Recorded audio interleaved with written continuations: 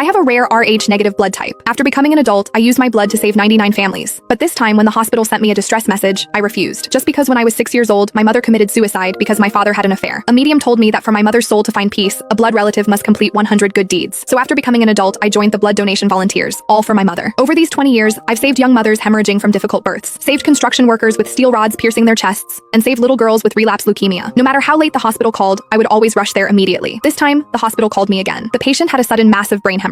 In this city, I was the only one who could provide Rh-negative blood. I looked at the patient information the hospital sent to my phone. Even though we hadn't seen each other in years, I still recognized the familiar features in the photo. My chest felt suffocated and painful. I suddenly remembered the image of my mother dying with her eyes open. Taking a breath, I pressed reply to the message. Find someone else, I'm not feeling well. Less than half a minute after I sent the message, my phone rang. The caller ID showed it was the director of the blood department at City Central Hospital. I pressed the answer button and put it on speakerphone. Miss Antoine, please, I'm begging you. The patient really can't wait. The director's voice on the other end was extremely anxious. That child is only 6 years old. The brain hemorrhage is very serious. Surgery must be performed within 8 hours. We've checked all the blood banks in the city. Only your Rh-negative blood can save a life. I stared at my mother's photo on the table. My tone was calm, without any emotion. Director, I told you I'm not feeling well. If you're not feeling well, we can send a private car to pick you up. We can give you a comprehensive examination first. Miss Antoine, this is a human life. You're the most caring volunteer in our state. You can't just watch someone die. I laughed coldly. Being a volunteer means I have the right to refuse at any time. I don't owe you anything, and I certainly don't owe that child anything. After saying this, I hung up directly and pressed the power button. The room instantly became quiet. I looked at my mother's gentle face in the photo, my fingers clenched tightly into fists. Just one more good deed, and my mother could find peace. But this 100th good deed, I would absolutely never do for my enemy's son. But I was thinking too simply. Less than 10 minutes later, my backup work phone suddenly lit up. Only a few important clients and the community manager knew this phone number. I looked at the unknown number on the screen and pressed answer. Is this Miss Antoine? The male voice on the other end was extremely anxious and accusatory. I'm a reporter from the state TV station. The entire internet is looking for you right now. The 6-year-old boy with brain hemorrhage at City Central Hospital. Why won't you save him? Do you know your behavior is equivalent to murder? I gripped my phone tightly, my eyes completely cold. Murder? By your logic, that child's biological parents murdered someone 20 years ago. Why don't you investigate that? I hung up directly and blocked the number. I opened my tablet next to me and clicked on the local news live stream. On the screen was the scene outside the emergency room at City Central Hospital. A well-dressed woman was kneeling on the floor outside the emergency room door, crying hysterically. Please everyone, help me. Help me find that volunteer. As long as she's willing to donate blood to save my son, I'll kowtow to her. I stared at that face on the screen. Even if she turned to ash, I would recognize her. Garcia. In the footage, a middle-aged man in a suit walked into frame. He bent down to help Garcia up, facing the reporter's camera with a face full of indignation. I don't understand what this volunteer is thinking. The hospital said she's donated blood for free 99 times, so why won't she save my son? If it's about money, I can give her 1 million, 10 million. Gabriel spoke through gritted teeth to the camera. A 6-year-old child is lying inside waiting for his life to be saved. How can she be so selfish? I hope all the netizens can help me find this person. I want to ask her to her face if her conscience has been eaten by dogs. The comments in the live stream instantly exploded. This volunteer is disgusting. The 99 times must be fake data. When it comes to the real thing, she shrinks back. Dox her. Force her to donate blood. Right. We can't let this cold-blooded animal get away with this. I watched the screen full of vicious cursing, a cold smile appearing at the corner of my mouth. I'm selfish? I'm cold-blooded? For my